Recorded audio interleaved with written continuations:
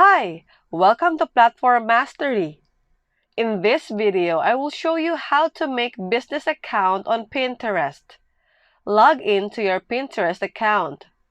Go here and click Add Account. Under Create a Free Business Account, click Create. Enter your name, password, and your birth date. And click on Create Account.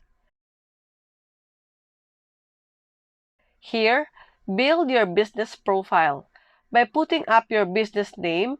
Mention here if you have a website, your country, and language. It is also important to select your brand. And in here, just enter other details about your business profile and finish setting up your account. And click Next. And you're done. And that's it. Thanks for watching. Please help us reach 1,000 subscribers by clicking the subscribe button, and don't forget to tap on the notification bell so that you get notified for our new upcoming videos. See you next time!